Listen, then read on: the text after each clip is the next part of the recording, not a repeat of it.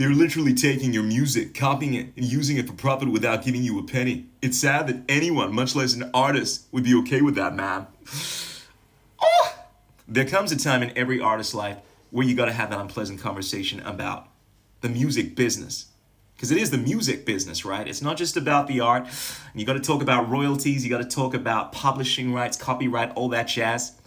And it's rare that I come across an issue where my self-interests conflict with my morals. But anytime I speak about any morality or any legality, and bearing in mind that something being legal is not always something that's moral, and something that's moral is not always something that's legal, but I don't make a distinction. Let's speak about what we will call the ethics of this, all right? So here's the thing. It may very well not be in my self-interest for people to listen to my music and be influenced by it and make music that is comparable to my music. But that's reality. This is what happens in all of existence, right?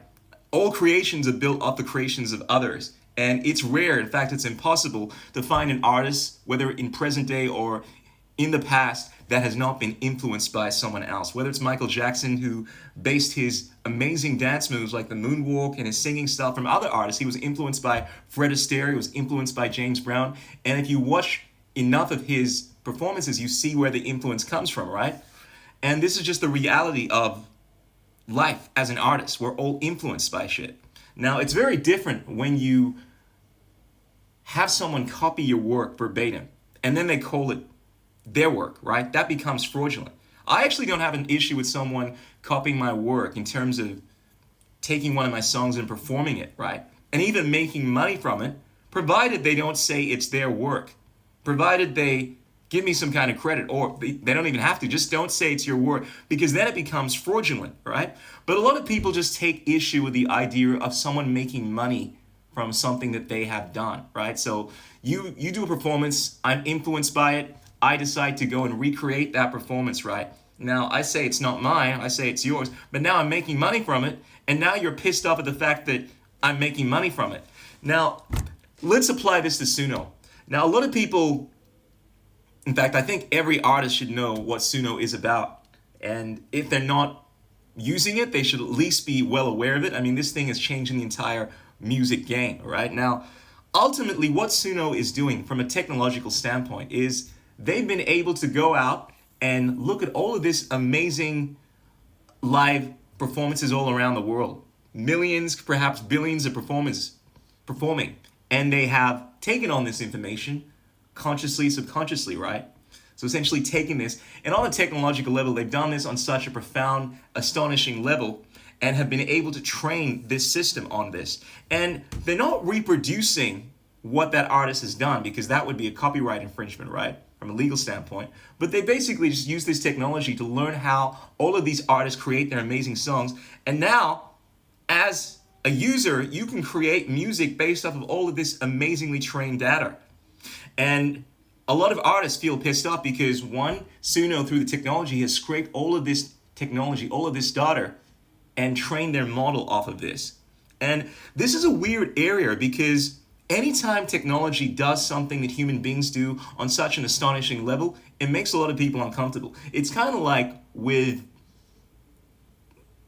the invention of computers, the whole idea of theft became obsolete. I mean, theft classically was the dispossessing of an object, right? Like you steal something. But with technology now, you don't have to take it, you can just copy it, and now it's yours, but they haven't lost anything, right? And legally, we decided to say, well, we're gonna call that theft anyway, right?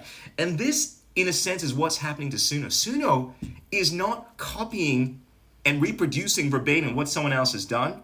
They're simply just training their model off of this stuff. They've accessed public information, use this to train their model, and now other people can recreate something that is not the same as what someone else has created, but has used all of this information, millions of other performers, songs and so forth, and have been able to recreate something with all of this knowledge.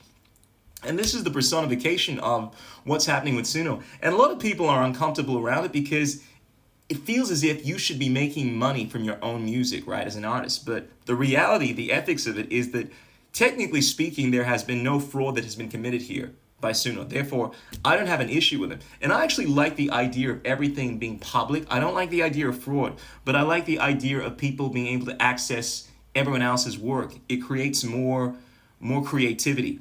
I mean, they say a good artist copies and a great artist steals. I don't know about that, but I do believe that every artist is influenced by the works of other artists, and there's nothing wrong with being influenced by other artists because we're all doing it.